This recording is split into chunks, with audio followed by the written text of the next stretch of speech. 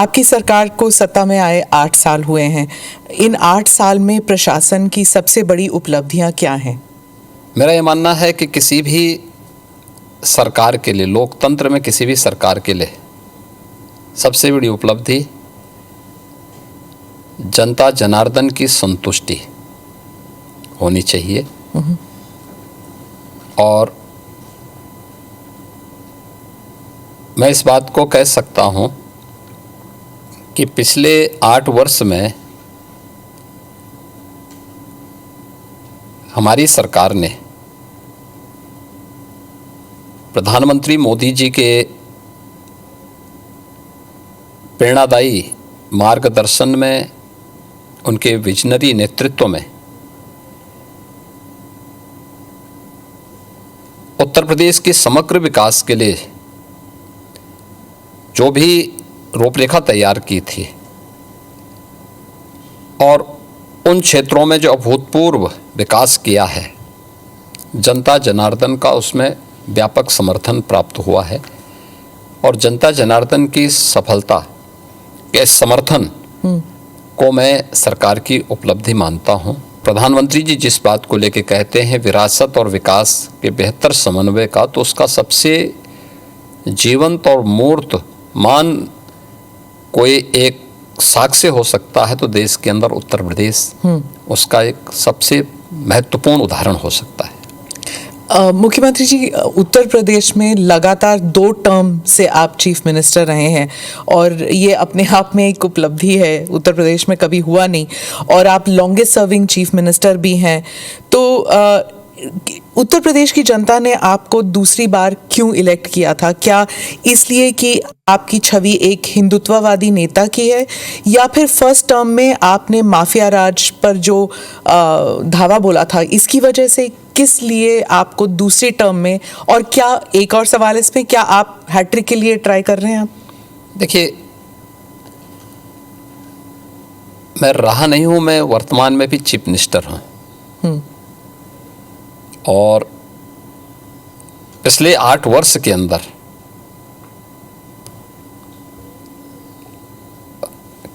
अपनी पार्टी के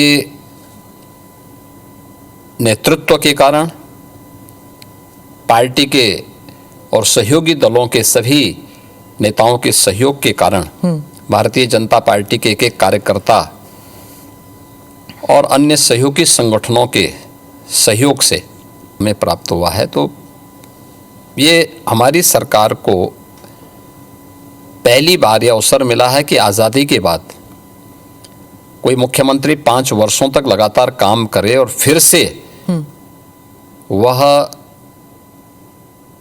2/3 मेजॉरिटी के साथ गवर्नमेंट बना ले। ये फर्स्ट टाइम हुआ था और यह भी उपलब्धि हमारे साथ जुड़ी थी। और पिछले 8 वर्ष से तो हम यहाँ सेवा कर ही रहे हैं। तो सेवा, सुरक्षा और सुशासन का जो मॉडल हमारी पार्टी का था, उसको प्रभावी ढंग से उत्तर प्रदेश में लागू करने के कारण आज जनता जनार्दन का व्यापक आशीर्वाद भारतीय जनता पार्टी के साथ में है, हमारे साथ में है। और लोकतंत्र में जनता जनार्दन का आशीर्वाद जिसके साथ में होगा वह सरकार में आएगा। तो ये SSS तो ट्रिपल टाइम सरकार, तो SSS तो उसी का उदाहरण है। तो फिर तीसरी बार के लिए भी आप कोशिश करेंगे? मैं कोशिश नहीं करूंगा, हमारी पार्टी कोशिश करेगी। पर चीफ मिनिस्टर तो आप ही बनेंगे ना? नहीं, मैं क्यों बन सकता हूं? भारतीय जनता पार्टी का कोई भी कार्यकर्ता बन सकता है। अच्छा, क्योंकि ऐसी अटकलें लगाई जा रही थी, क्योंकि आपने कहा था कि जब आप पहले टर्म में आपको कुछ अफसर ने कहा था कि आप अयोध्या मत जाइए, विवाद हो सकता है, और आपने कहा कि अगर सत्ता चली भी जाए तो कोई बात नहीं। अब आपने ये 2-3 बारी कहा कि सत्ता चली जाएगी, त्याग देंगे। जब ऐसी बातें होती है तो फिर अटकलें लगाई जाती है कि शायद योगी जी दिल्ली की तरफ देख रहे हैं या फिर दिल्ली से न्योता आया है। देखिए, ये उदाहरण उन प्रसंगों को लेकर के होते हैं जहाँ पे विरासत को आगे बढ़ाने का एक जज्बा सामने आता है। 2017 के पहले अयोध्या की क्या स्थिति थी, हर एक व्यक्ति जानता था। एक जद्दोजहद के साथ जब हम लोग उस समय अयोध्या की यात्रा करते थे तो बहुत सारे बैरियर हुआ करते थे, बुनियादी सुविधाओं का अभाव था और अयोध्या अपनी पहचान के लिए मोहताज थी। 2017 में भारतीय जनता पार्टी की डबल इंजन की सरकार उत्तर प्रदेश में बनी और उत्तर प्रदेश में सरकार बनने के बाद उन चुनौतियों से भी हमें का भी सामना करना था। जो आज़ादी के बाद से लगातार जिन भावनाओं को दबाया गया था वहाँ पे, साथ साथ अयोध्या का समग्र विकास भी करना था, लेकिन अयोध्या को उसकी पहचान भी देनी थी। और उसी में एक बड़ा तबका ऐसा था जो ये मानता था कि हमें इस प्रकार के मुद्दों को नहीं टच करना चाहिए क्योंकि ये विवाद हो सकता है। देखिए, आप सत्ता में रहेंगे तो आपके लिए अनुकूल वातावरण भी होगा, प्रतिकूल भी होगा। अनुकूल और प्रतिकूल के बीच में समन्वय बना करके जब हम आगे बढ़ते हैं तो ही कुछ परिणाम दे पाएंगे। और अयोध्या के साथ भी यही हुआ। हमने कहा भी ठीक है, विरोध होता है तो होने दीजिए, देखेंगे। अयोध्या जाएंगे, कोई एक कार्यक्रम का शुभारंभ करेंगे जो अयोध्या की पहचान बन सके।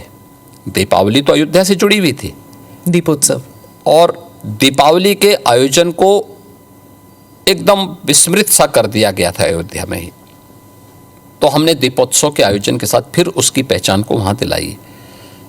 तो हम लोगों ने वहाँ पे मर्यादा पुरुषोत्तम भगवान श्री राम के प्रति और सरयू मैया के प्रति दीपोत्सव के माध्यम से जो कृतज्ञता ज्ञापित की थी, उसका परिणाम आज नई अयोध्या के रूप में सबके सामने है, जिसको देख करके हर व्यक्ति अभिभूत होता है। योगी जी, आपने डबल इंजन सरकार का जिक्र किया। अखिलेश जी कहते हैं डबल इंजन क्या, अब तो इंजन एक दूसरे को नमस्ते तक नहीं करते। हाँ, देखिए, ये उनके संस्कार थे।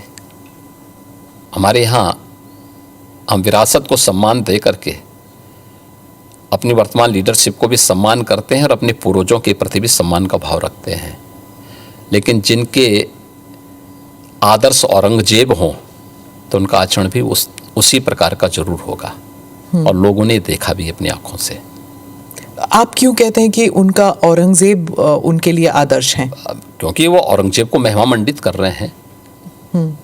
वे सब लोग उस कैटेगरी में खड़े हो चुके हैं। उनके नेताओं ने मुंबई से लेकर के लखनऊ तक, ये सभी लोग तो महिमा मंडन करने वाले लोग हैं। विधानसभा में आपका एक भाषण भी था, आपने कहा था कि अगर औरंगजेब का महिमा मंडल कर रहे हैं वो जो नागपुर में जो कर रहे हैं, उनको यूपी आना चाहिए, हम उनका इलाज कर देंगे। इलाज कैसे करेंगे आप? उपचार तो देखिए, किसी भी बीमारी का उपचार के अलग अलग केंद्र होते हैं। तो यूपी ऐसे लोगों को बहुत अच्छा उपचार देता है। उनकी जैसी डिमांड होगी उस प्रकार का उपचार दे देंगे। महाराज, आपके राज्य में क्या मुसलमान सुरक्षित है? क्योंकि आए दिन सनातन की बात होती है। आप योगी हैं, मुख्यमंत्री हैं, महाराज हैं, क्या हैं आप फिर? मैं एक सामान्य नागरिक हूँ, उत्तर प्रदेश का एक नागरिक हूँ, और एक नागरिक में एक योगी हूँ जो सबके सुख और सबके निरोगता की कामना करता है, सबका साथ और सबके विकास के मंत्र पर विश्वास करता है, और उसी भाव के साथ हम लोग कार्य भी करते हैं। मुख्यमंत्री जी, आपने रोग हटाने की बात की, लेकिन कभी कभी ऐसा लगता है आप रोग ही हटाने की बात कर रहे हैं, क्योंकि जो बुलडोजर चला है, कोर्ट भी कहता है कि ये बुलडोजर जस्टिस बंद होना चाहिए, लेकिन कोई बंद नहीं कर रहा। तो ये जब बुलडोजर जस्टिस जब मना किया है फिर भी चल रहा है। देखो, जो न्याय मानते होंगे उनके लिए न्याय होता है। जो स्वयं न्याय को, कानून को अपने हाथों में लेते हैं, तो बहुत बार कानून के दायरे में रह करके उनको सबक भी सिखाया जाता है। जो जैसे समझेगा उसको उसी भाषा में समझाना चाहिए। आप मुझे बताइए, कोई हिंसक बनकर के प्रहार करने के लिए आ जाए हमारे सामने और हम उसके सामने गिड़गिड़ाएं, ये नहीं। अगर वो हिंसक बन के आया तो उसको पहले उसकी हिंसा का प्रतिकार तो वहाँ पे करना पड़ेगा ना। आप कानून के दायरे की बात कर रहे हैं, फिर आपने कहा कि संभल पे आ रही हूँ मैं, आपने कहा कि संभल में 65 कुछ तीर्थ स्थल हैं, 64 और 18 की पहचान हो गई है। योगी जी अब बढ़ गए 54 तक पहुंच गई है। आप कितनी जगह खोदेंगे, कितने अरे मस्जिद जितने भी होंगे सब ढूंढेंगे, जितने भी होंगे सब ढूंढेंगे, सब निकालेंगे और दुनिया को बोलेंगे कि भगवान ने जिसको आंखें दी हैं वो आके देखो तो क्या हुआ था संभल में। देखिए संभल एक सच्चाई है और मैं इसलिए नहीं कह रहा हूं भाई आपको उपासना विधि की पूरी छूट है, कहीं भी आप बनाइए, लेकिन आप तो इस्लाम के मुद्दों से ही भटक करके काम किए हैं। पर ये तो बन चुके हैं, अब ये बन नहीं चुके हैं। इस्लाम कहता है कि किसी भी हिंदू मंदिर या किसी हिंदू घर को तोड़ करके आपके द्वारा बनाई गई कोई भी इबादत गृह एक खुदा को स्वीकार्य नहीं है। क्यों आपने बनाई? आप तो इस्लाम के विरुद्ध आचरण कर रहे हैं। पर आप तो कानून के दायरे में रहकर, हम कानून के दायरे में रह के सब काम कर रहे हैं। अगर कानून के दायरे में रह रहे हैं तो फिर आप मथुरा की बात क्यों उठा रहे हैं? मथुरा की बात क्यों नहीं उठा रहे? मथुरा श्री कृष्ण की जन्मभूमि नहीं है क्या? पर वो तो अब कोर्ट में है ना। कोई कोर्ट का ही आदेश पालन कर रहे हैं ना, तो अब तक तो वहां बहुत कुछ हो गया होता। तो अयोध्या, काशी, और फिर मथुरा भी, और कितने और?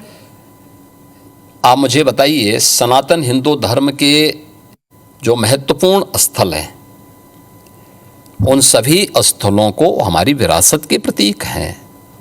देखिए डॉक्टर राम मनोहर लोहिया के नाम पे राजनीति बहुत सारे लोग करते होंगे। में 65 निकाल रहे हैं आप, तो फिर 65 नहीं, वहां 68 सभी तीर्थों को हम निकाल रहे हैं।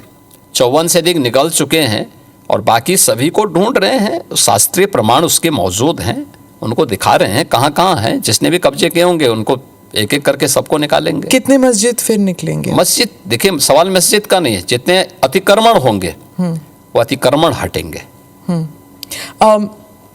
बीते साल रामनवमी के मौके पर बंगाल में जब काफ़ी हिंसा हुई थी, जब प्रदर्शन निकला था, इस बार भी बीजेपी कह रही है कि वहाँ रामनवमी में शोभा यात्रा निकाले जाएंगे। उत्तर प्रदेश में ईद और रामनवमी उसको लेकर क्या आपने कोई सख्त निर्देश दिए हैं कि हिंसा नहीं होनी चाहिए? देखिए हम लोग समय समय पे प्रशासन के साथ बैठते हैं और पहले से ही इसके लिए एक SOP हम लोगों ने तैयार करके रखी हुई है। और उत्तर प्रदेश पहला राज्य है जिसने माननीय उच्चतम न्यायालय के ही निर्देशानुसार धर्मस्थलों के माइक को, जो उसके परिसर के बाहर आवाज आती थी, उसको कंट्रोल कर किया है या उसको उतारा है। हमने महाकुंभ के दौरान भी देखा था कि कई मुसलमान आए थे, तो क्या दिक्कत है? हाँ, अच्छी बात थी। अगर कोई अपने को भारतीय मानता है, कुंभ तो सभी भारतीयों का है और आना चाहिए कुंभ में। मैंने तो कहा था जो भारतीय बनकर के आएगा, श्रद्धा भाव के साथ आएगा, उसका स्वागत है। लेकिन अगर कोई किसी नकारात्मक मानसिकता के साथ आता है तो स्वीकार्य नहीं। जी, महाकुंभ में करोड़ों लोग आए थे। आपने जो फाइनल नंबर्स जिस पर हुआ था, टैली हुआ था, इस नंबर की आपने पुष्टि कैसे की कि कितने आए थे? देखिए यहाँ पे महाकुंभ के दौरान एक हम लोगों ने CCTV कैमरे लगाए थे। हम लोगों ने AI टूल के माध्यम से हेड काउंटिंग की व्यवस्था की थी और ये भी उसमें हम लोगों ने व्यवस्था की थी कि एक व्यक्ति का चेहरा दूसरी बार काउंट न हो। 24 आवर्स में कोई व्यक्ति हो सकता है 2 बार 3 बार, क्योंकि बहुत सारे लोग जो आए थे, बहुत सारे लोग ऐसे 2-2 3-3 बार 24 घंटे में स्नान कर रहे थे, लेकिन काउंट एक बार हो। फेस रिकॉग्निशन की व्यवस्था भी उसमें की गई थी, हेड काउंट करने की व्यवस्था की गई थी और बाकायदा उसके लिए हम लोगों ने एक वहाँ पे एक इंटीग्रेटेड सेंटर तैयार किया था जहां के माध्यम से इन सभी चीज़ों की मॉनिटरिंग होती थी। कांग्रेस के एक दिग्गज नेता ने कहा है कि वो संविधान बदल देंगे। इसी बात को लेके 2024 में बीजेपी के ऊपर ये प्रहार किया गया था और आपकी पार्टी के नंबर कम आए थे, क्योंकि ये प्रचार या दुष्प्रचार जो भी कहना चाहें आप, ये कहा गया था। और अभी DK शिव कुमार ने संविधान के बारे में कुछ कमेंट्स पास किए हैं, आपका उस पर क्या कहना है? देखिए कर्नाटक सरकार के द्वारा धर्म के आधार पर आरक्षण, यह बाबा साहब भीमराव अंबेडकर के द्वारा दिए गए संविधान का अपमान है। याद करना, जब संविधान सभा में आरक्षण की बात हुई तो उसमें धर्म के आधार पर आरक्षण का मुद्दा भी उठा था और बाबा साहब भीमराव अंबेडकर ने इसका पुरजोर विरोध किया था। उन्होंने कहा था कि आरक्षण सामाजिक रूप से उन लोगों को दिए जाने चाहिए जिनके साथ अस्पृश्यता और छुआछूत सैकड़ों वर्षों से होती आई है।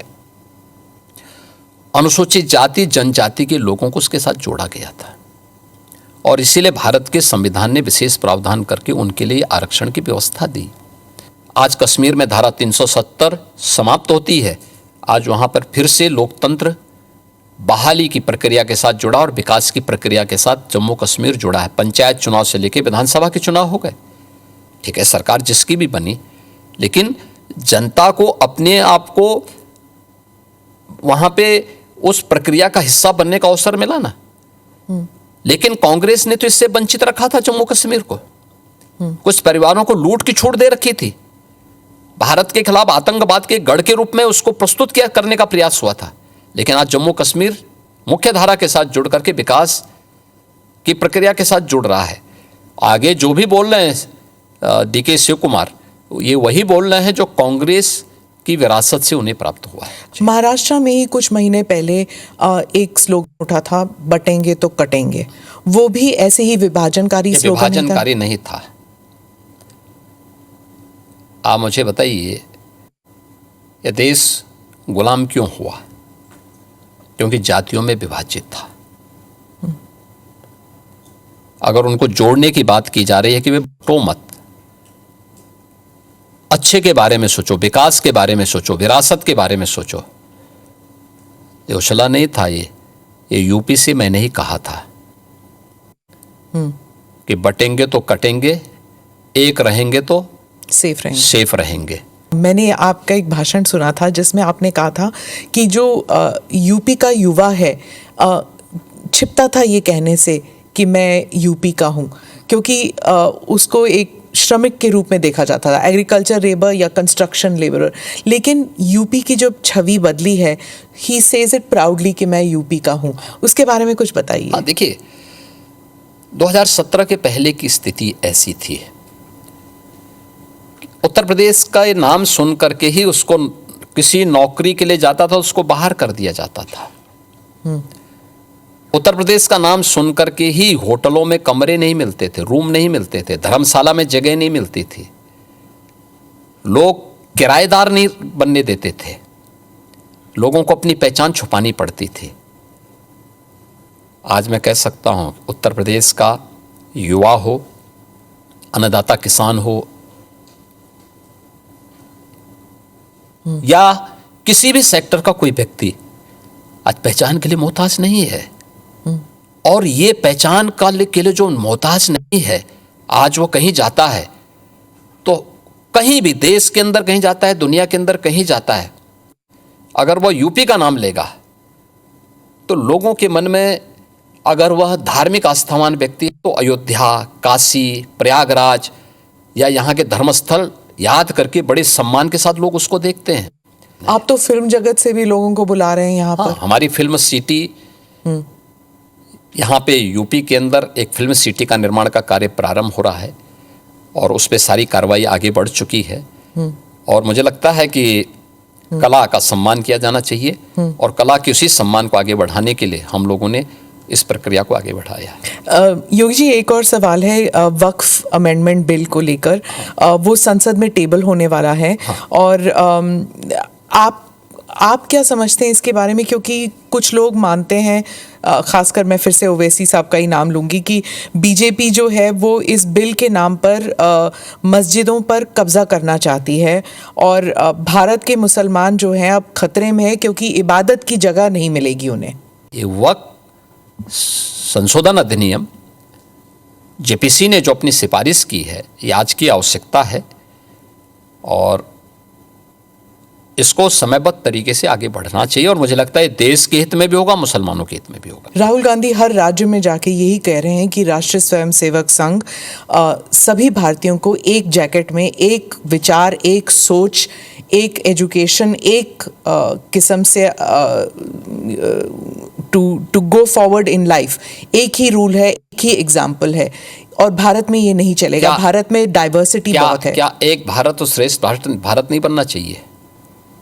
तो अलग अलग तरीके होते हैं, अलग अलग रास्ते होते हैं। कौन से रास्ते होते हैं उनसे पूछना चाहिए ना। तो क्या कर रहे थे 6 दशक तक?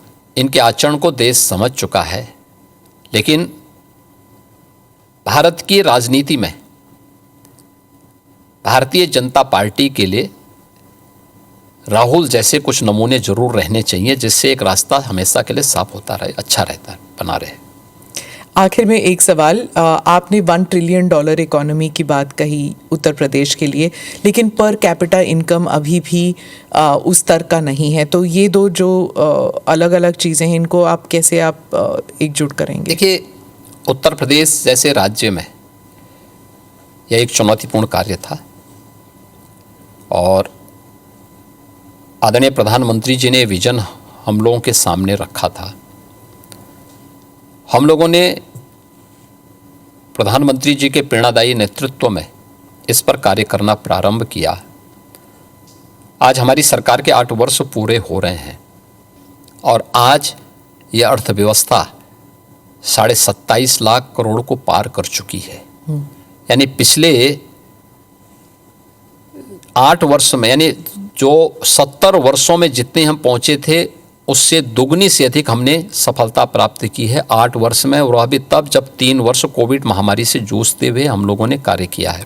मेरा ये मानना है उत्तर प्रदेश प्रकृति और परमात्मा की कृपा का, असीम कृपा का प्रदेश है।